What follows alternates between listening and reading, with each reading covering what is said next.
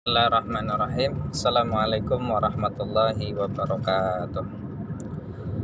Alhamdulillahirabbil alamin. Alhamdulillahilladzi hadana li hadza wa ma kunna linahtadiya laula an hadanallah. Asyhadu an la ilaha illallah wa asyhadu anna sayyidina Muhammadan abduhu wa rasuluhu alladzi la nabiyya ba'dah. Allahumma shalli ala sayyidina Muhammadin wa ala alihi wa sahbihi ajmain, amma ba'du. Teman-teman sekalian, alhamdulillah kita bertemu kembali di mata kuliah Akhlak Tibyan. Baik, pada kesempatan hari ini kita memasuki bab baru, yaitu fusulun fi adabil muta'allim. Pasal-pasal tentang adab seorang penuntut ilmu. Kalau sebelumnya kita banyak membahas tentang adab mu'allim ya, adab seorang guru. Karena adab seorang guru itu juga seharusnya menjadi akhlak adab seorang penuntut ilmu. Kemarin kita sudah belajar bagaimana akhlak zahir, akhlak batin seorang guru. Itu juga harus diterapkan oleh seorang muta'allim, seorang penuntut ilmu. Dan hari ini kita khusus membahas tentang adabil muta'allim. Baik teman-teman sekalian, ini ada tulisan seperti ini. Jami'u ma dzukira min adabil muallim fi nafsihi adabun lil muta'allim aidan. Ya. Bahwa yang PPT ya, semua apa yang disebut yang telah disebutkan mengenai adab seorang pengajar, maka itu adalah adab juga buat penuntut ilmu. Nah ini kan, nah itu seperti itu tuh. Taib, kita lanjutkan. Nah selanjutnya adalah faslun at-tawaddu wa ihtiramul muallim wa ta'atihi wa istisyaratihi. Pasal tentang tawadhu dan memuliakan guru, mentaati guru dan meminta arahan guru. Halaman 14 ya. Baik. Yang pertama penjelasannya adalah wa yatawaddu lil muallim fa bi tawaddu'ihi yudrikuhu wa qad qalu al kamil. Nah, apa maksudnya? Ya, seorang pelajar itu dia tawadhu terhadap ilmu. Fa bi tawaddu'ihi yudrikuhu. Karena dengan ketawaduannya maka dia akan memperoleh ilmu itu. Jadi syarat memperoleh ilmu itu adalah tawadhu. Kalau dia tidak tawadhu, dia tidak akan pernah memperoleh ilmu itu. Ini di kaitannya dengan adab itu seperti itu. Kalau orang udah merasa sombong, menyepelekan, dia tidak akan mendapatkan ilmu itu. Waqad qalu, dan mereka sudah menyampaikan dalam sebuah syair, al-ilmu harbun lil fata al-muta'ali. Apa maksudnya teman-teman sekalian? Ilmu itu musuh untuk pemuda yang sombong ya, muta'ali. Kalau aliyun itu mulia, kalau muta'ali itu sok-sokan mulia atau sombong. Jadi al-ilmu harbun lil fata al-muta'ali. Ilmu adalah musuh bagi pemuda yang sombong. Kasaili harbun lil makanil ali. Sebagaimana aliran air yang musuh untuk tempat yang tinggi. Nah, kita pernah belajar kan, air mengalir dari tempat yang tinggi ke tempat yang rendah. Nah, tempat yang tinggi selalu dijauhi oleh air karena air selalu mengalir ke tempat yang rendah.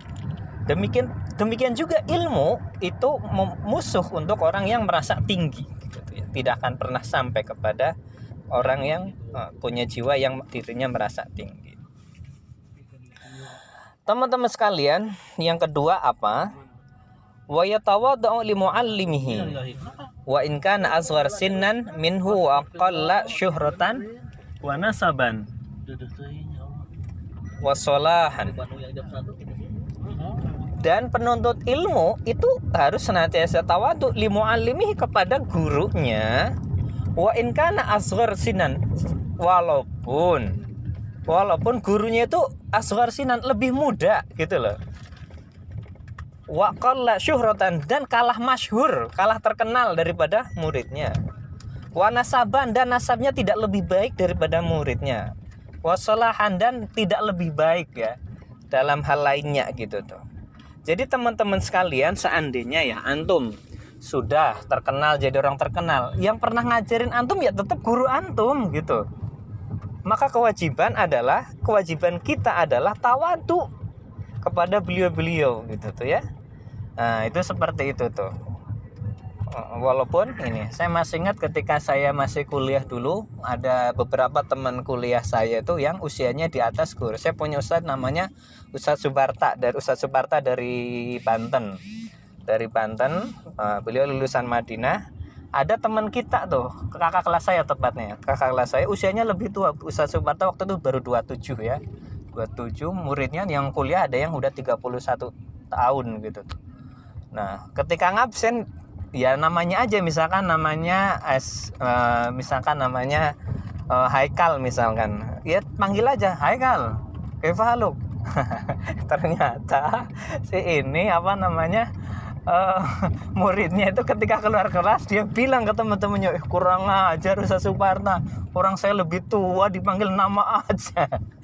Itu enggak gitu ya teman-teman sekalian. Ya, guru walaupun asghar sinnan, walaupun lebih muda, dia tetap adalah guru orang tua kita gitu ya.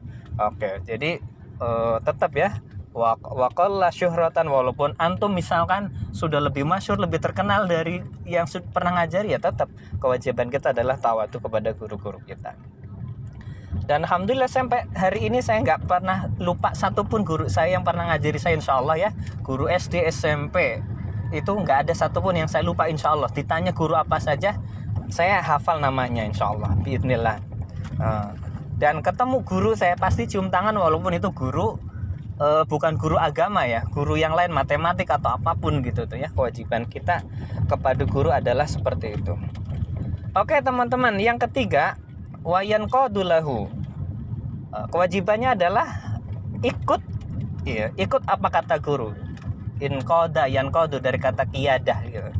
Jadi ikut kepemimpinan guru atau ikut apa yang disampaikan oleh guru, wa yusyawiruhu, dan bermusyawarah dengan guru fi umurihi, dalam urusan-urusan pelajar itu, penuntut ilmu tadi misalkan gitu. Itu nggak salah. Jadi gini teman-teman, antum ketika ada masalah pelajaran yang nggak dipahami, bisa jadi antum segan bertanya di kelas. Syukur kalau antum berani bertanya di kelas. Kalau nggak sempat, antum segan di kelas, bisa jadi antum samperin pas guru itu atau dosen itu atau guru lah tepatnya, mualim kita itu ini senggang waktunya, samperin dan bertanya gitu tuh ya. Itu seperti itu, wa yusyawiruhu. Bahkan di Jawa ya, di pesantren Jawa itu ada. Jadi gini maksudnya, guru itu ketika paham dengan murid dan ngerti maksud yang diinginkan oleh murid itu adalah ilmu, bisa jadi guru itu akan mendoakan kebaikan secara diam-diam kepada murid itu. Itu seperti itu. Kalau di Jawa itu ada istilah ini ya, ungkapan seperti ini di pesantren salaf. Oh, Mbah Nyai udah seda, udah meninggal. Maka sekarang kalian berdoalah sendiri-sendiri dengan rajin. Karena dulu waktu Mbah Nyai masih sugeng, masih hidup, itu Mbah Nyai tahajud yang didoakan adalah murid-muridnya. Mbah Nyai sholat duha, puasa, yang didoakan adalah murid-muridnya agar ilmunya bermanfaat. Itu seperti itu. Ternyata memang benar, ketika zamannya Mbah Nyai, murid-murid yang keluar dari pesantren itu semuanya jadi ulama, jadi kiai gitu, bermanfaat di masyarakat gitu. Karena salah satu riyadhah atau thariqah ataupun mujahadahnya Mbah Nyai atau Mbah Kiai itu mendoakan murid-muridnya. Maka wa yusyawiru fi umurihi, dan bermusyawarah dengan guru itu di dalam urusan belajar tadi. Wa yaqbalu qaulahu kal maridi al aqil yaqbalu qaulat tabib, dan menerima ucapan guru sebagaimana orang sakit yang berakal dia menerima nasihat dari dokter. An-nasih al-hadik, yang beri nasihat dengan cerdas. Ya kan, kalau orang sakit pengen sembuh ya harus tahu, harus paham, harus ikuti kata nasihat dan resep dari dokter gitu kan. Begitu juga kita sebagai muta'alim, maka kita ikuti nasihat guru, nurut dan seterusnya. Oke, ini penting karena sehebat apapun kita harus jiwa nurut, jiwa adab ini harus diutamakan. Antum nanti pinter, antum bisa jadi nggak berguna karena pengetahuan antum bisa jadi kalah dengan internet. Tetapi ketika antum berakhlak, beradab, dimanapun juga ketika antum sudah jadi orang pinter bekerja, tetap adab itu nomor satu. Dan ketika antum menjunjung tinggi adab dan bisa menciptakan adab-adab yang lebih baik kepada anak didik, antum sangat dibutuhkan.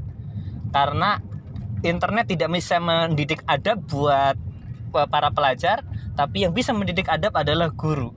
Itu tuh. Oke, barakallahu fikum. Mohon maaf atas segala kekurangannya. Ini videonya kurang jelas barangkali. Ustadz lagi di jalan. Mudah-mudahan antum sukses semuanya. Barakallahu fikum. Subhanakallahumma bihamdika asyhadu an la ilaha illa anta astaghfiruka wa atubu ilaik. Assalamualaikum warahmatullahi wabarakatuh. Lanjutin, Ustadz, resep. Kalau gitu